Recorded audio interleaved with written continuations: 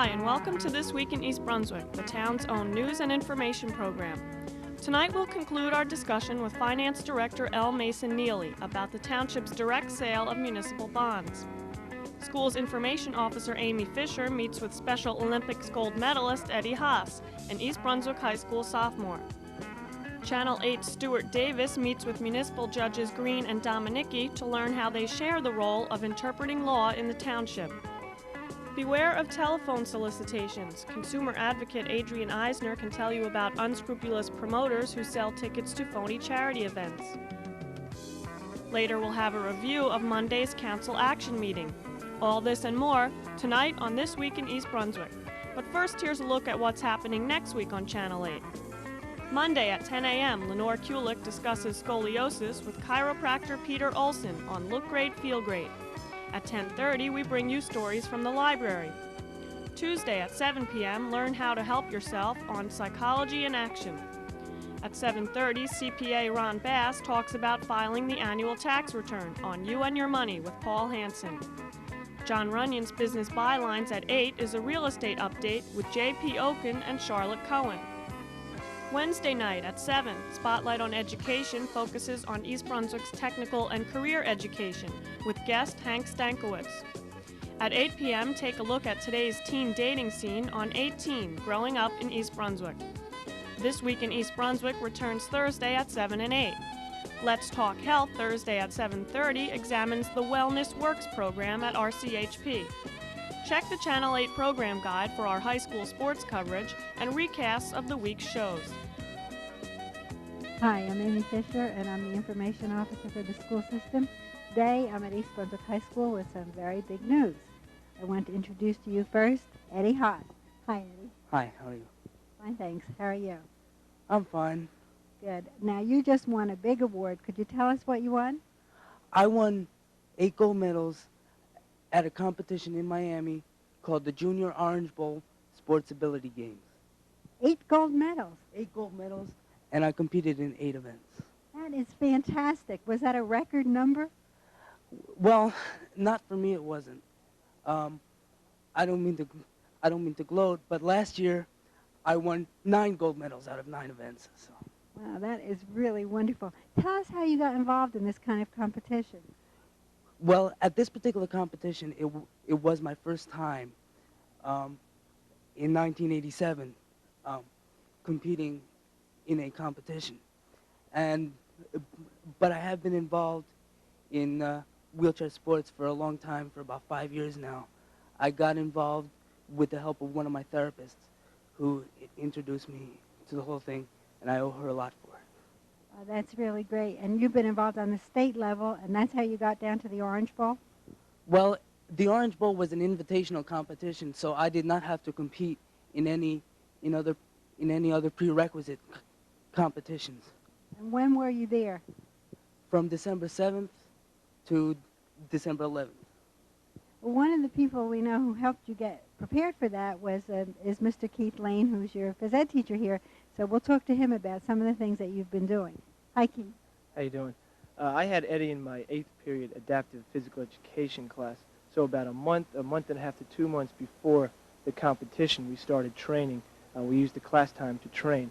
Some of the things we did were just working out on the track up here at the high school with his wheelchair. His parents brought his wheelchair in every day. Sometimes they left it here for a couple of days.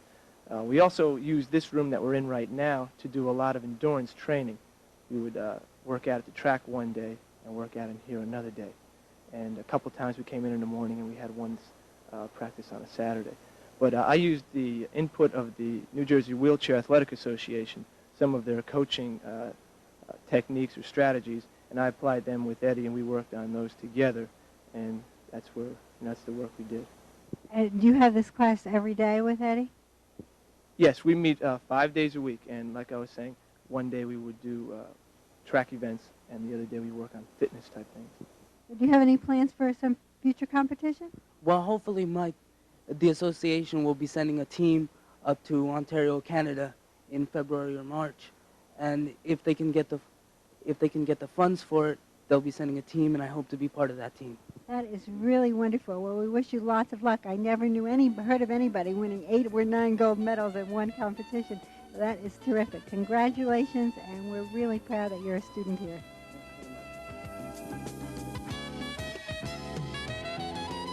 Hello, I'm Stuart Davis for This Week in East Brunswick, and with me today are two township judges, Thomas Dalmanicki and Terry Phillip Green. They are here today to talk about the township's court system and how it works. They've been with us at the township for just over a year, and you both came to replace Judge Frederick Schneider, who was here for 20 years.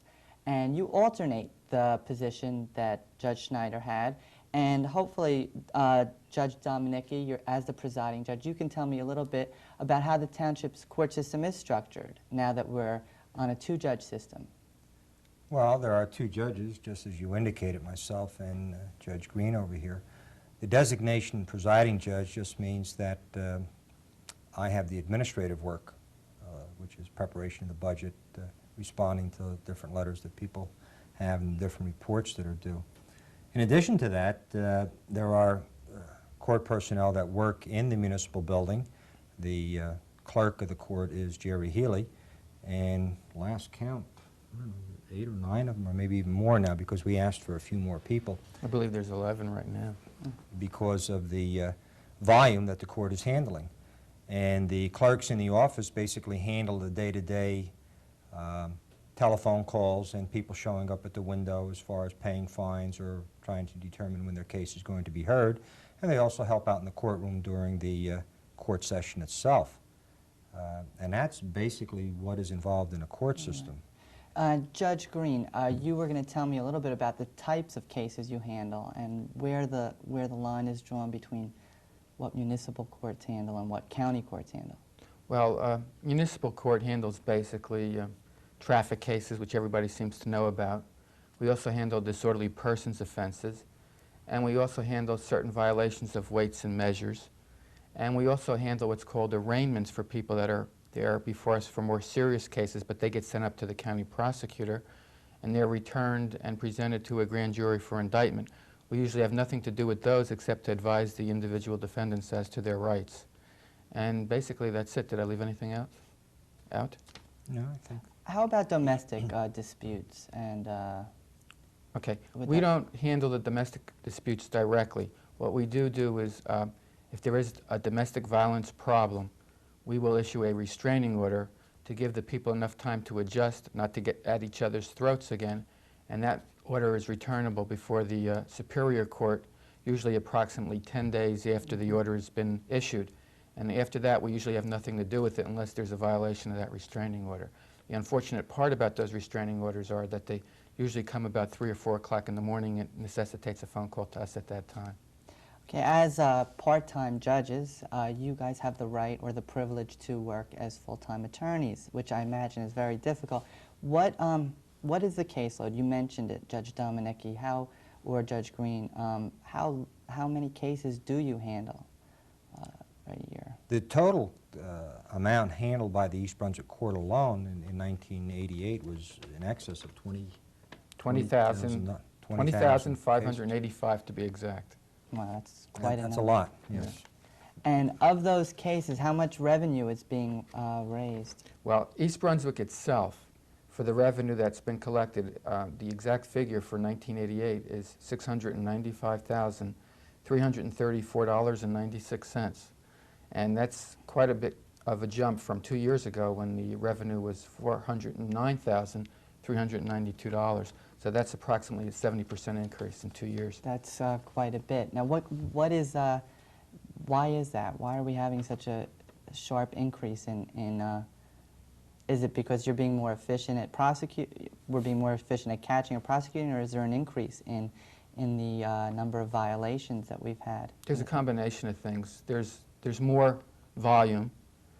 We also have what's called a backlog of cases that we took over, plus the system is such where fines have been increased over a period of time where there weren't fines before for certain drug cases. Now there's surcharge fines, and all of these things have added to the surplus or to the increase of monies. Right. Now, where does the money go?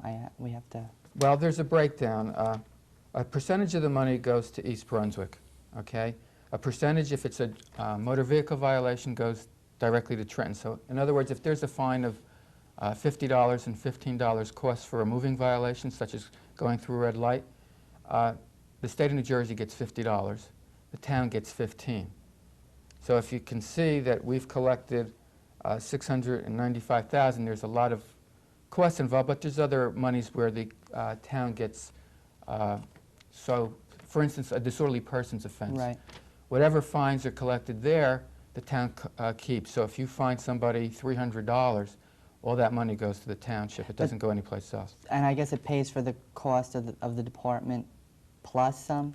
Not only does it pay for the cost of the department, it helps to prevent your taxes from going up, Right. because it goes into the general system as far as other salaries and Right. costs in the municipality are concerned. Okay, so it goes right to the general budget. Okay, that's what I was interested in finding out, whether it just was slated for that or not. Is there any case that stands out in your mind as the most unusual or most Judge Dominicki that you've seen? There is. I don't know whether I'd want to repeat it on television. It was a drunk driving case that I heard, I think in the spring of this year, involving a person who caused quite a bit of problems, not only Right. to the police, but to the court and to the court personnel Mhm. working behind the scenes. So it does get quite exciting. It gets exciting. It gets somewhat difficult at times, because obviously many of the people that are there are not there because they want to be there. Right. They didn't come in to say hello and wish me a happy birthday or something like that. So the attitude of some of the people as they walk into the court is not a good one to begin with. And then if they're found guilty and you're extracting some money from them or taking their license, which many of them hold very near and dear to their heart, obviously you're not their favorite person and they don't look forward to the event. And it's unpredictable, I guess. As judges, you probably hold one of the most revered positions that you can possibly hold. How did you guys become judges, and can we look forward to in the future seeing you pursue this field, Dominicki? Well, I was first appointed to the bench as a judge in the borough of South River, where I'm a resident. I was appointed in 1982 when the then present judge, Benjamin Kleinberg, passed away. And I've been sitting as a judge since May of '82. And then I was appointed over here in East Brunswick it was October of '87. Mm-hmm. And you were right at the beginning of your statement here that we replaced Judge Schneider. The big difference there is Judge Schneider did not have a practice of his own, so he devoted full time to sitting as your sole municipal court judge. When I was asked about this, I felt that for one judge to handle it would be very difficult, and I would have to give up my practice to do such. So my reaction was I'd be interested in half of it. Right. I'm going to have to interrupt. We could talk a little bit more in another show about both of your backgrounds and the experiences that you've had as judges from just being full-time attorneys, even though you've been in South River, the judge. But we're going to have to wrap up now. Thanks so much for joining us here, and I hope that we've brought some information out to the town about what you guys do. Thank you. Thank you. Okay, thank you. Last week, Finance Director L. Mason Neeley gave an in-depth explanation of the township's direct sale of municipal bonds, the first phase of which occurred in November. This direct note purchase program eliminates the underwriter's fee. It allows for investments as low as $100 and reinvestments as low as $1 when the note matures in 1 year. The program provides the township with quick temporary financing for special projects, like land acquisition for a senior citizen housing project. Tonight we'll hear of East Brunswick's role as a model for municipal governments across the country, and we'll find out what kind of people are investing in municipal bonds. We know quite a bit about the investors because after people initially purchased all of our instruments, we had received from them where they were, who they were, and their name and phone number. And we called them up. And we said, why did you purchase East Brunswick's paper? A lady from Florida was the very first person to buy. And as soon as the announcement went out, she sent a check back immediately for $250,000, $250,000 worth of our paper, and said, I've heard about East Brunswick, I like East Brunswick, and I want to buy the paper. And we said, well, we haven't even announced the rate yet. You don't know what interest rate you're going to get. She said, they're a secure investment, and I know they're going to be fair.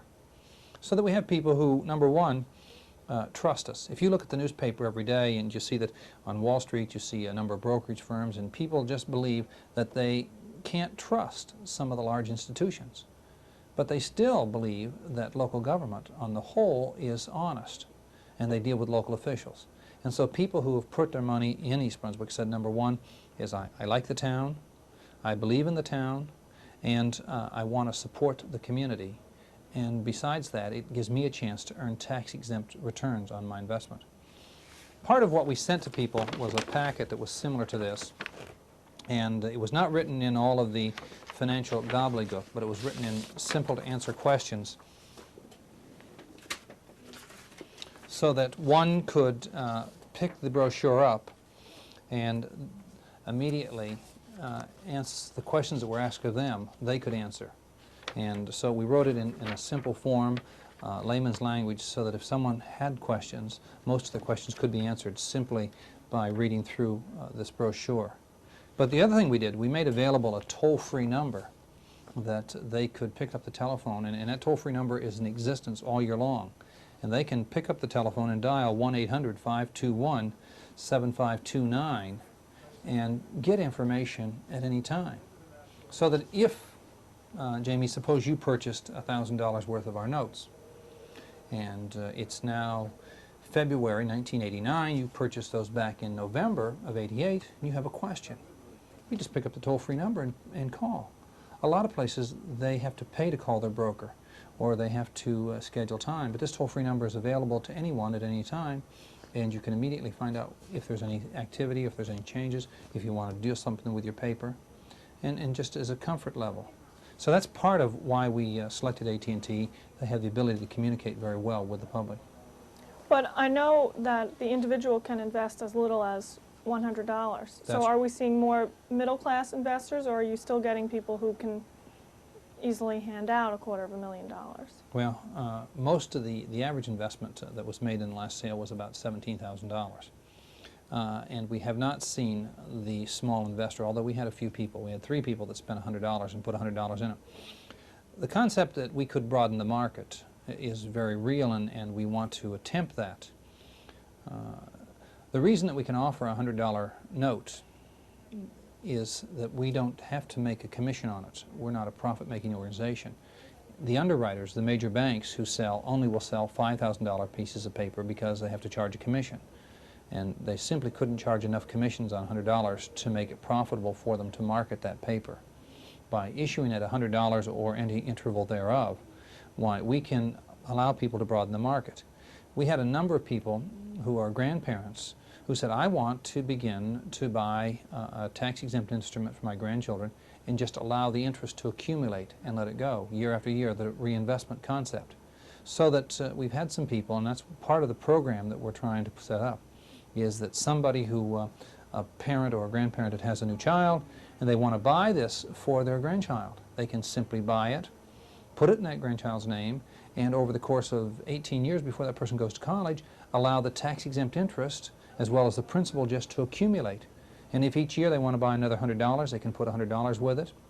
And by the time the child's 18, they may have accumulated a significant piece of wealth for that child that is fully tax-exempt.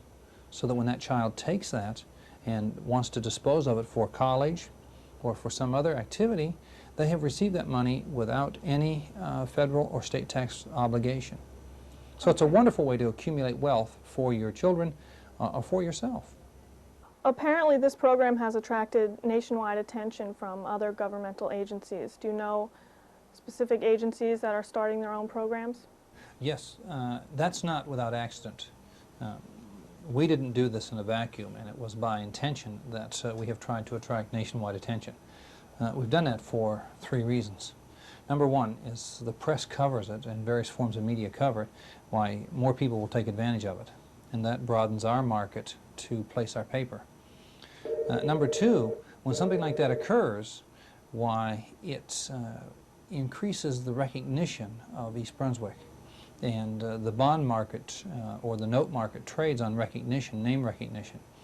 When someone wants to purchase an East Brunswick paper, and we're going to use the traditional market for part of our financings in the future, and an account executive calls up a customer and says, I have East Brunswick paper available. And, oh, East Brunswick, I remember, I read about that in the paper. So name recognition helps sell paper, and it improves our credit rating. And thirdly, East Brunswick has been a leader in many of the reforms that have taken place in capital financing, and the reason that we're doing this is to help reform the market, to say that there's a better way of issuing paper and that there's lower costs that can be available. So all three of those we hope result and occur and continue. Do you know which agencies are specifically interested in starting their own program? Yes, I do, but those agencies don't want me to tell yet because they're in the process of negotiating with AT&T and setting up.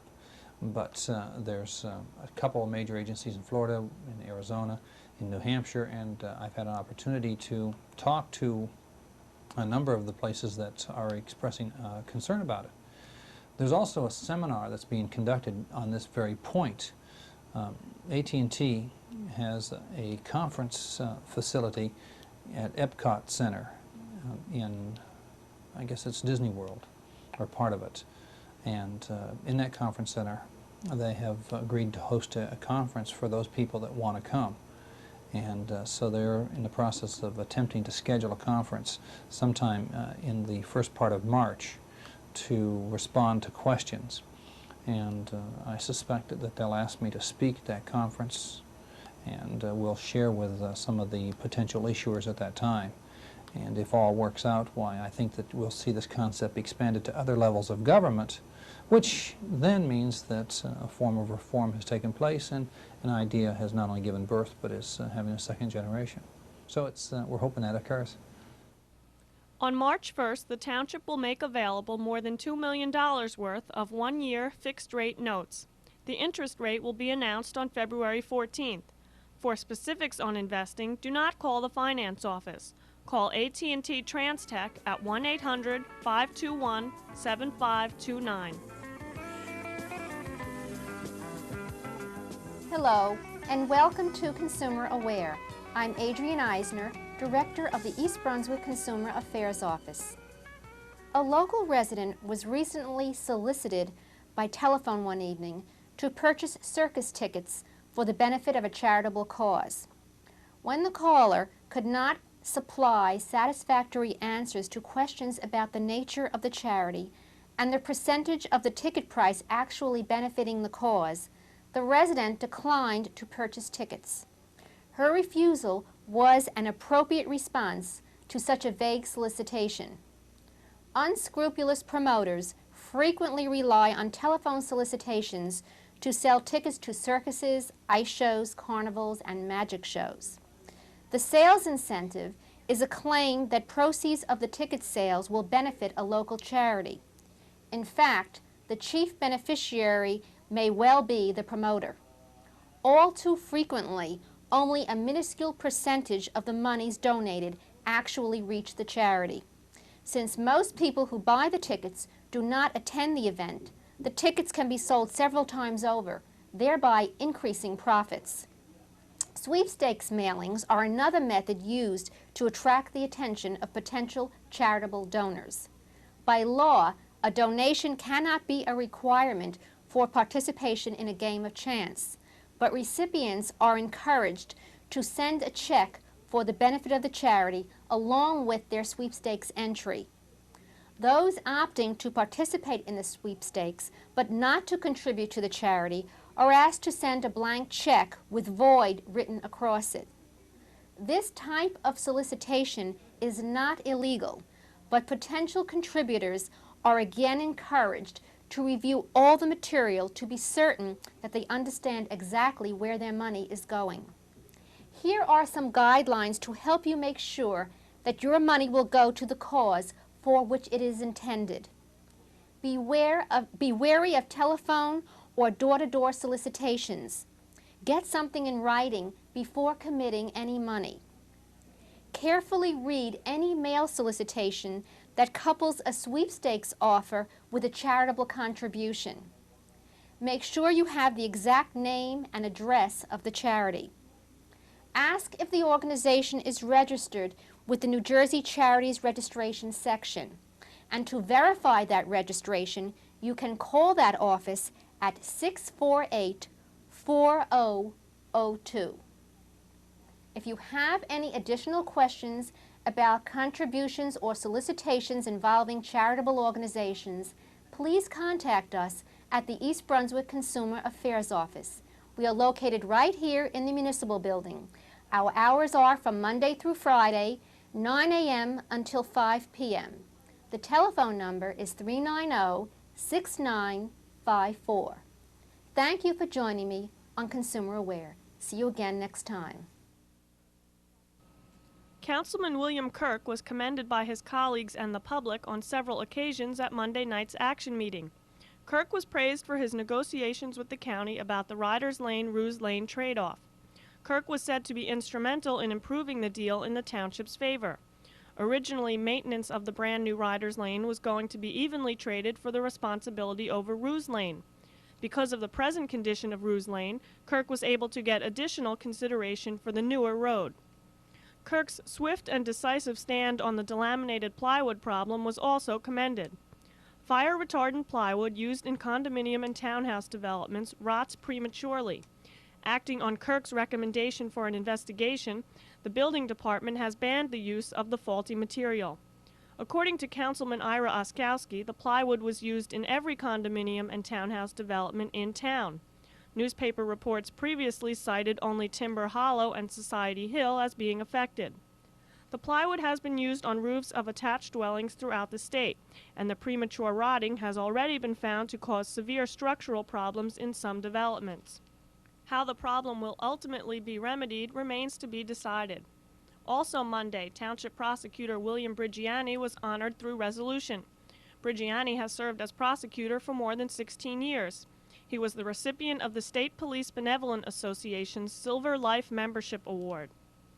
And an ordinance which sets up a lease agreement for a town leaf compost site was approved. The council will lease from the county 10 acres near Edgeboro landfill. No money is required for the use. That's all for now. Thanks for watching.